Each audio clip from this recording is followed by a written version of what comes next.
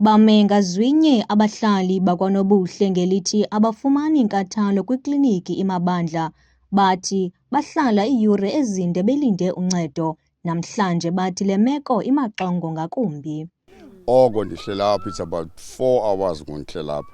Akukho mntu uthi kuza kwenzeka u-1, 2, 3. Normally ke xa ufika ekliniki uye ukhangelwe i-high blood, ucheke iswekile yakho kwiphi level, then ne-weight yakho. Bayazi ke ngoku baza kwenza yona. Then uya ke ngoku emayezeni thereafter. Now today akukho direction ethi iza ngapha, izani ngapha, ithini sona, akho nithi kuthe cwaka. Oko sihleli apha oko kusile, asazi bakwenzeka ntoni, sihleli ngapha iinesi nazazi phaa phakathi asanoba zikhona okanye azikho okanye kwenzeka ntoni, nabantu basemayezeni abekho. Asiyazi noba isafunctiona nangokwenyani nale ikliniki eyiMabandla kliniki ngoba kunzima apha. Sifane sisiza kuba sifuneka sizile izidate zethu, but we end up siphuma singaphethanga nto, singafumenanga zinto. Bathi abahlali bafumana amachiza angaphelelanga kulo mzi wempilo maxa wambi bangawafumani. This past Monday abantwana bebeziswa apha for immunization bajikisiwe because akho mzinalithi for immunization yabantwana, yabo.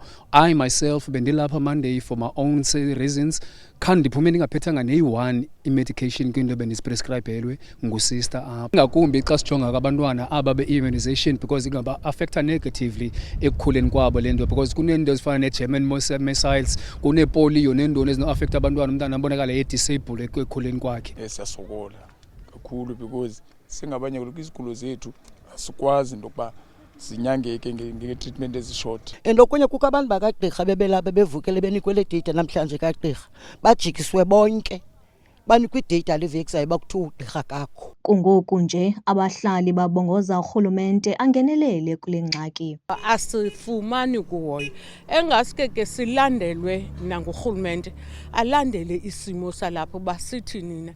Ngaske futhi xa kukho ingxaki malunga nestaff sakhona sixalelwe ukuba sinengxaki yestaff, kuphume umphathi wale kliniki aphume phandle ame aze kuthi athi bahlali sinalale ngxaki yabasebenzi abangekho. Siyazi uba xa kucothwayo kucothwe because akho staff. Into benza icele into yokuba nisile ka-Department of Health azame icebo ngale kliniki. Sinogogo apha abadala and futhi nabo kaloku badipenda phi kwezi treatments.